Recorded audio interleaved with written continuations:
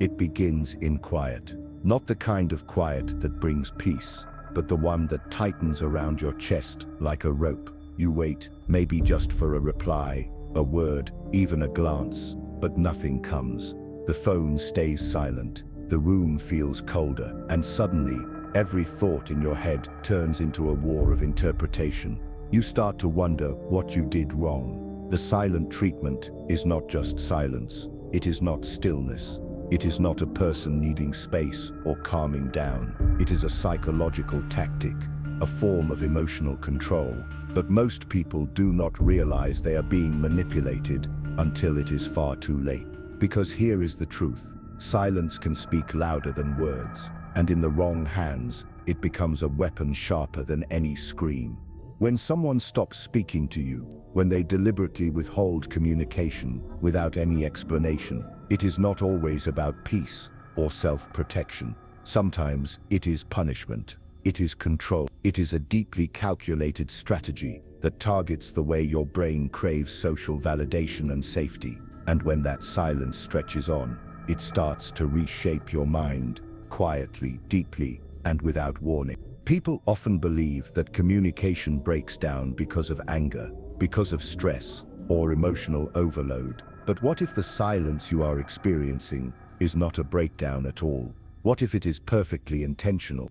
The most terrifying part of manipulation is not the obvious abuse, not the shouting or the insults. It is the quiet disconnection, the hollow distance that leaves you begging for connection from the very person who is withholding it. You start apologizing for things you did not do. You try harder. You give more. You become smaller. Not because you are wrong, but because you are being conditioned, like a prisoner locked in invisible chains made of guilt and self-blame. Psychologists have studied how social rejection activates the same regions of the brain as physical pain. Naomi Eisenberger, a prominent social neuroscientist, demonstrated that exclusion triggers the anterior cingulate cortex, the very same area that processes bodily harm. So when someone uses silence as a weapon, they are not just creating emotional distance, they are hurting you, deeply, invisibly, systematically. You start checking your messages every hour. You rethink every word you said. You worry if your silence in return might make things worse. So you speak first, you bend more, and soon you forget what it feels like to be emotionally free. You are no longer communicating, you are performing. If you have ever experienced this, even once, you already know how dangerous it is. If you are in it right now, it might feel like drowning, without a splash, without a scream, without a single ripple on the surface. But here is the part you have not been told. There is a reason this tactic works so well. It is not just about silence. It is about what it awakens inside you. The childhood fears, the unmet needs, the desperation to stay connected, no matter the cost. The silent treatment is not random. It is not immature. It is not just poor communication. It is one of the most effective manipulation tactics used in psychological control, often by those who understand exactly how fragile connection can be. But who uses it? And more importantly, why does it work so devastatingly well?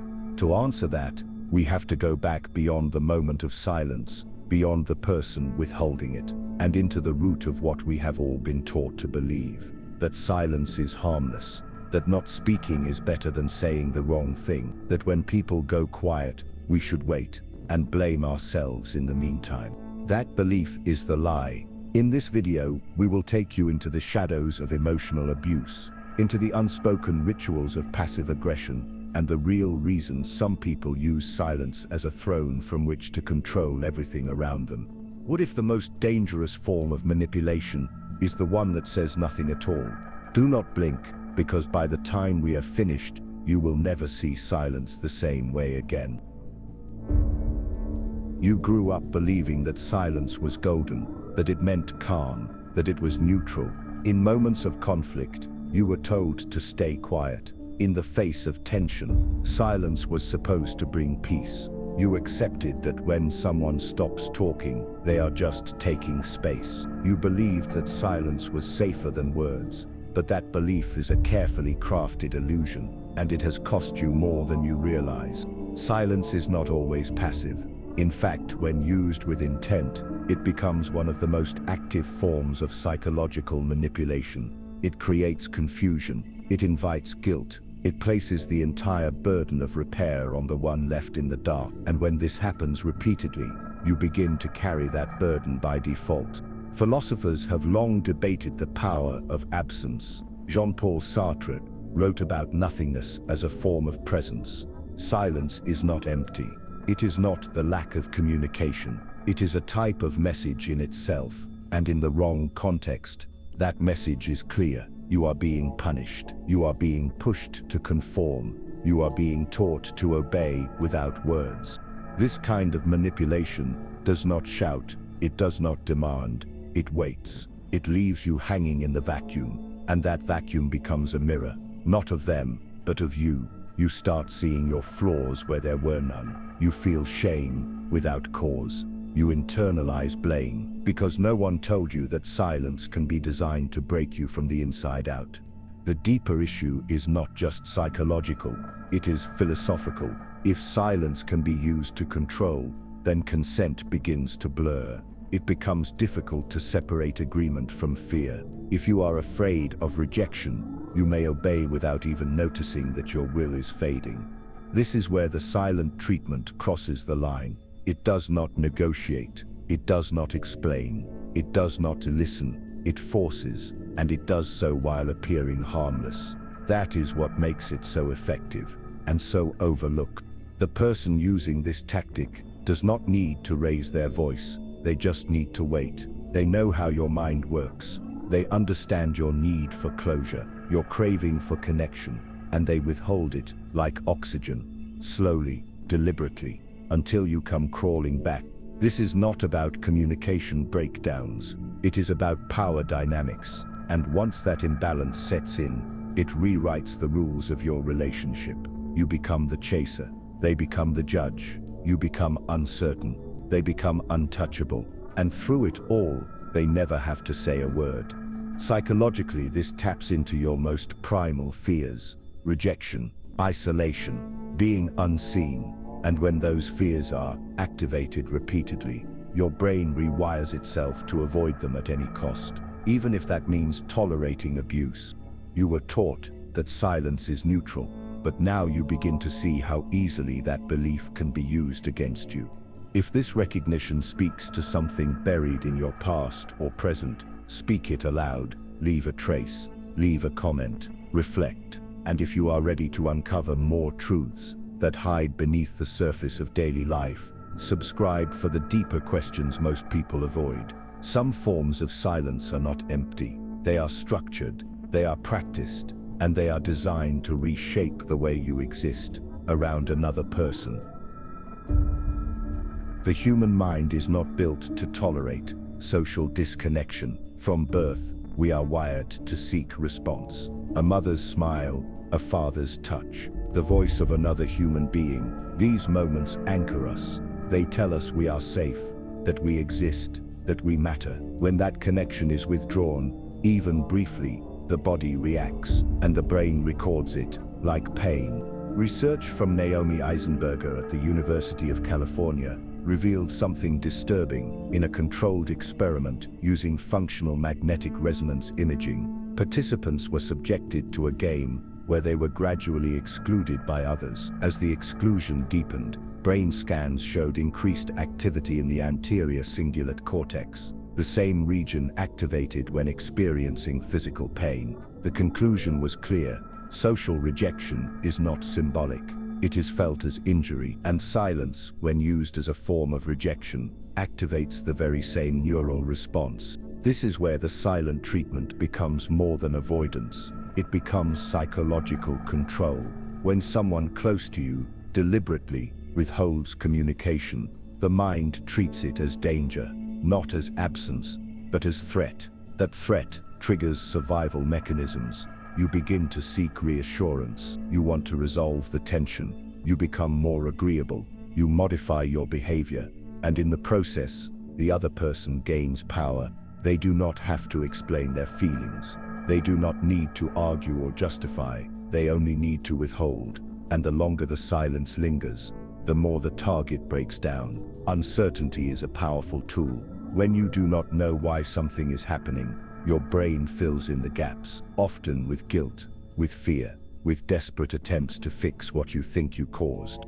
This process is reinforced over time. Like a lab rat pressing a lever for unpredictable rewards, you start to behave in ways that might restore the connection. You reach out, you apologize, you compromise, and when the silence finally breaks, even slightly, the relief conditions you to keep complying.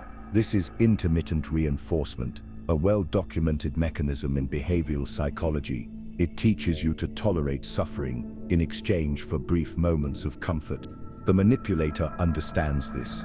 Consciously or unconsciously, they know that silence creates craving, not for attention, but for resolution, and that craving keeps you close. It keeps you pliable. They can shape the relationship through absence, without ever needing to articulate a single rule.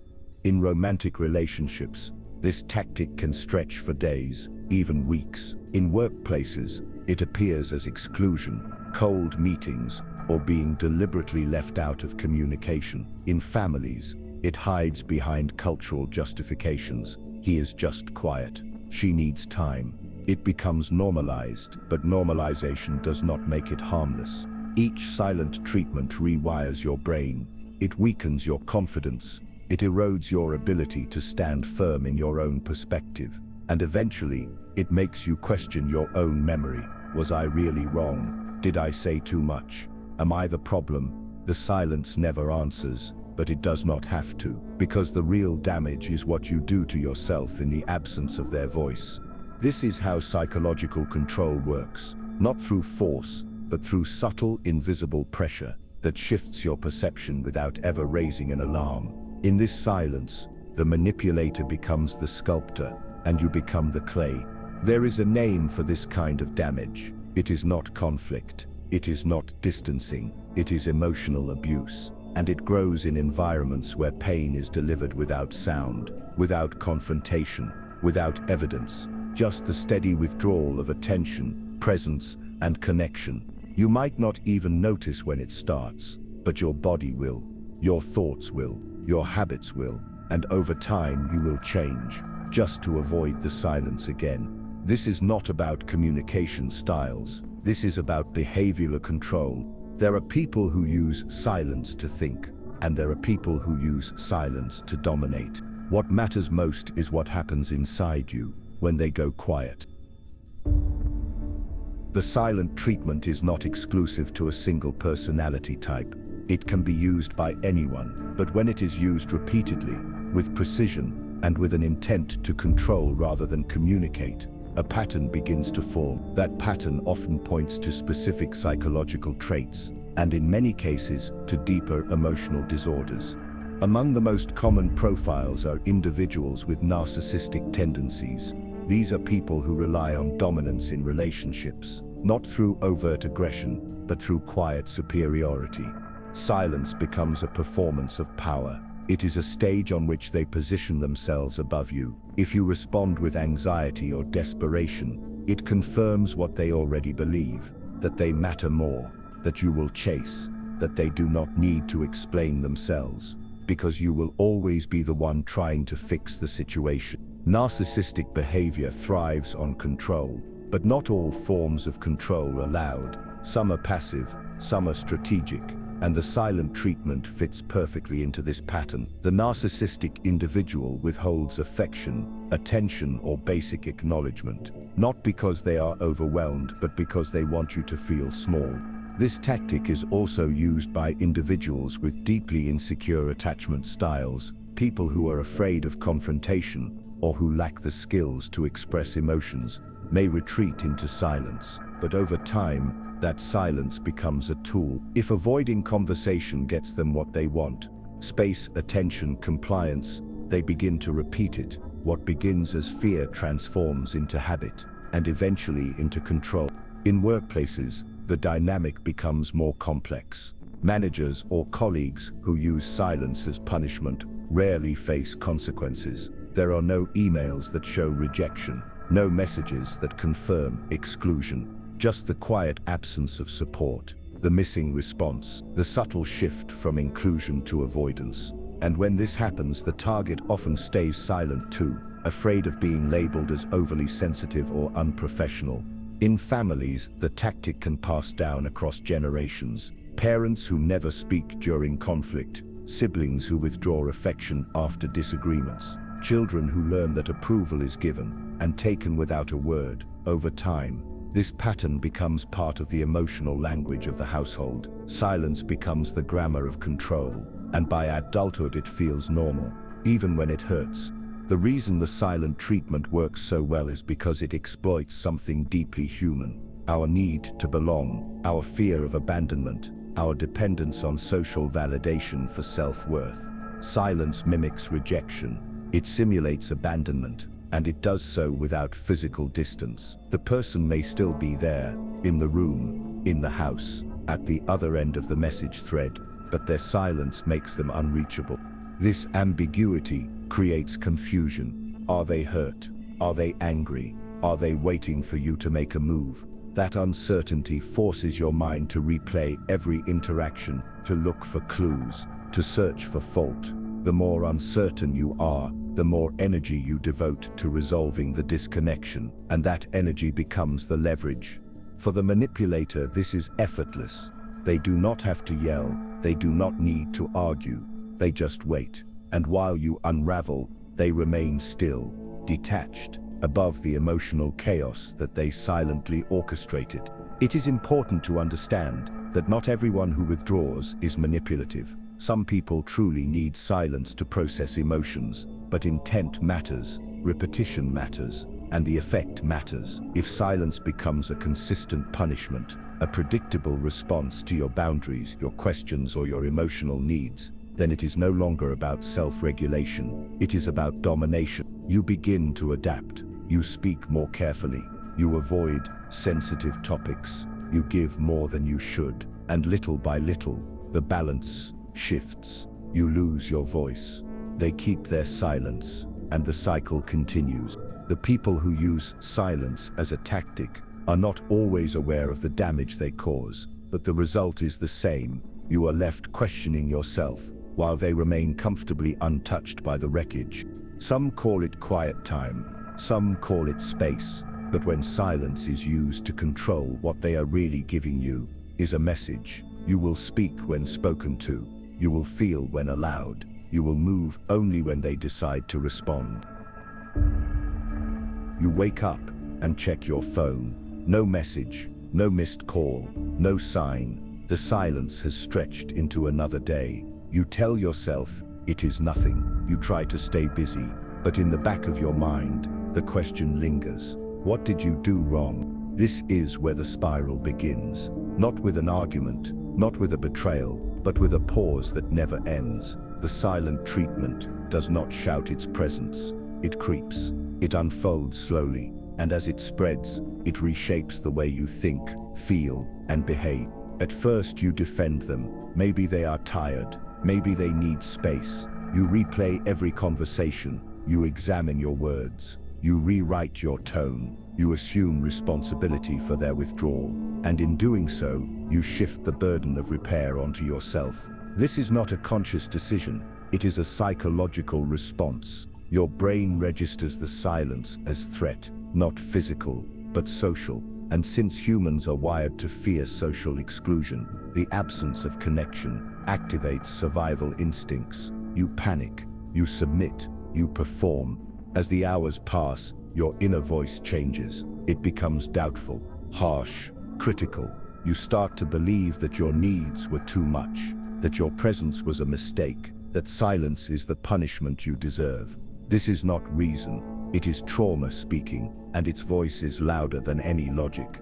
Victims of the silent treatment often describe a sense of walking on glass. Every step must be measured. Every word must be calculated. The fear of triggering another freeze becomes constant. This is not peace. It is psychological captivity. The spiral continues with self-editing. You speak less. You share less. You soften your opinions. You try to predict their silence before it happens. you begin to anticipate rejection and reshape yourself to prevent it. But in doing so, you slowly erase your identity. This is how psychological control works, not through force, but through influence. It convinces you that silence is your fault, that connection must be earned, that your existence depends on their approval. It is subtle, it is invisible, but it is deeply effective. Over time, the silent treatment does not just hurt, it conditions. It trains you to associate silence with fear, with loneliness, with emotional hunger. And once this pattern is established, even brief pauses in communication can trigger intense anxiety. Victims often describe the sensation of not being able to breathe, of their chest tightening, of their thoughts looping. It is not exaggerated, it is the body reacting to perceived abandonment. And the worst part is that the manipulator never has to raise their voice. They only have to stay silent. This is where trauma bonds begin to form. You are hurt by the silence, but the only one who can relieve that hurt is the very person causing it. So you chase, you seek, you beg, and when the silence ends, the relief feels like love. This is not affection, it is dependency. Psychologically, this is a form of intermittent reinforcement. It rewards desperation, it punishes independence, and it creates a loop in which the victim clings to the abuser, not because they feel safe, but because the fear of being discarded is greater than the pain of staying. You do not recognize yourself. You were once strong, confident, articulate, but now you hesitate, you question, you shrink. The silence has taught you that your voice has consequences, and so you hide it. This inner spiral is not weakness, it is survival. You adapted to a hostile environment. You tried to preserve the relationship by sacrificing yourself. But now you are exhausted, and something inside you is beginning to ask if the silence will ever stop. It does not end with a scream. It ends when you no longer know who you are without their response. Long before you ever heard the phrase silent treatment, you already knew what it felt like. You were too young to name it, but your body recognized the cold withdrawal, the sudden absence of warmth, the subtle changes in tone and eye contact. It might have come from a parent, a caregiver, or someone whose love you depended on for survival. That early silence was not just uncomfortable, it was terrifying. Children do not separate behavior from identity. If a caregiver withdraws affection, the child does not assume the adult is struggling. The child assumes they are unworthy.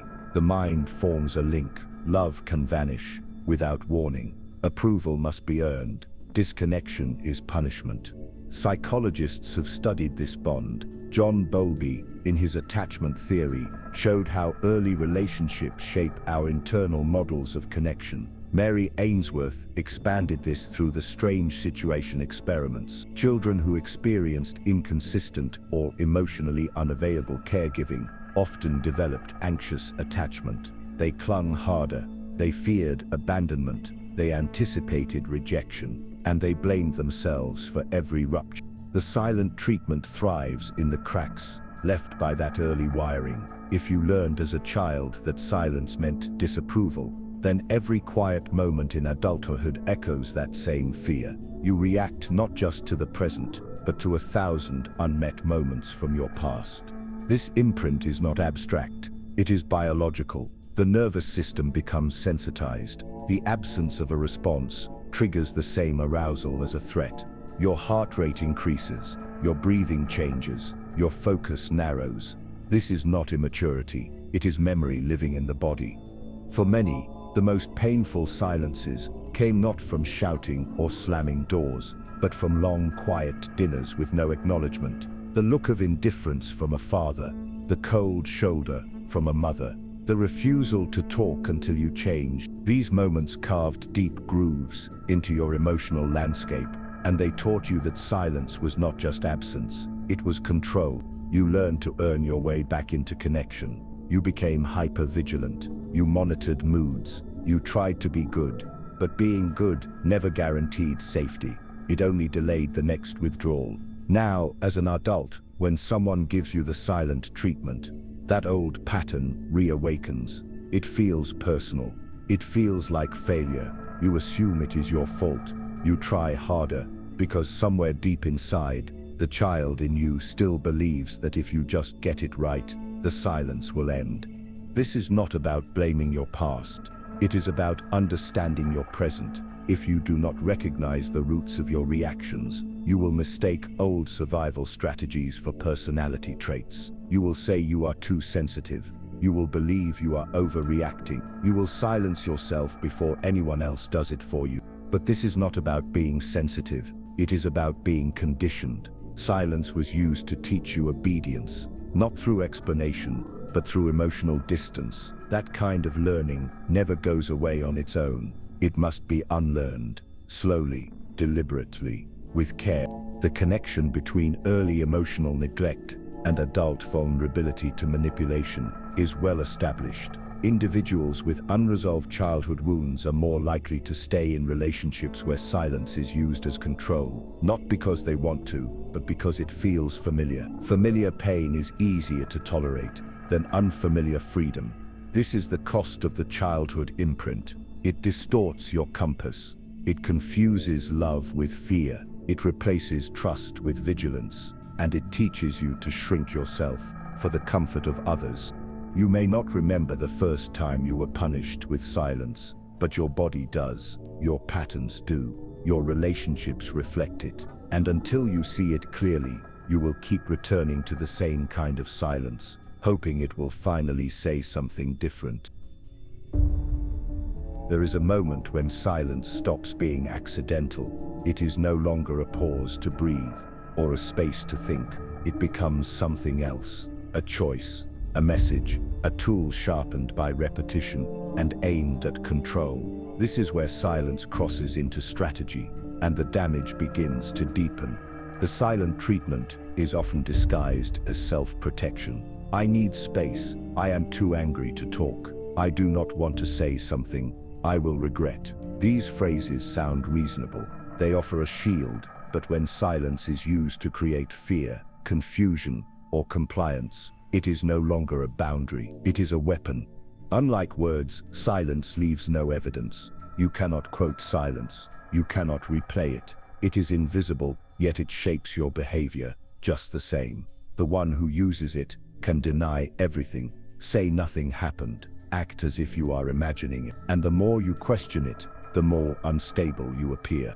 This is the genius of psychological control. It makes you question yourself before you question them. In toxic relationships, the silent treatment often arrives after you set a boundary. You ask for respect, you express a need, you bring up something painful, and suddenly the warmth vanishes. The conversations stop. You are left alone with your thoughts, replaying your words, wondering where you went wrong. This is not about misunderstanding. It is about punishment. You are being taught that speaking up leads to disconnection, that expressing your feelings causes loss. The goal is not resolution. The goal is submission. In legal disputes, silence can be used to create leverage. A party refuses to respond, hoping the other will break first. In workplaces, it becomes exclusion. A quiet meeting you were not invited to. A decision made without your input. In intimate relationships, it is the emotional wall. You lie beside them, but you feel 1,000 miles away. This tactic thrives in ambiguity. The manipulator never says what they want, never states what you did wrong. They leave you to solve the puzzle. And in trying to solve it, you give them everything: your attention, your guilt, your control. Eventually, silence becomes the language of dominance. Not because of what it says, but because of what it does to you. It freezes your voice. It erodes your sense of worth. It keeps you guessing. And when someone keeps you guessing long enough, they own your attention. The mind cannot relax in uncertainty. It seeks patterns. It needs to make sense of what is happening. And in the absence of answers, it invents them, often at your own expense. You blame yourself. You shrink. You try to fix it, even if nothing was broken to begin with. This is why the silent treatment works so well. It forces you to respond emotionally, while the other person remains distant, detached, unmoved. You reveal everything. They reveal nothing. and in that imbalance, the power shifts. The danger is not just in the silence, it is in how it changes you. Over time, you stop bringing up issues, you stop asking for what you need, you avoid confrontation, not because you want peace, but because you fear the silence that follows.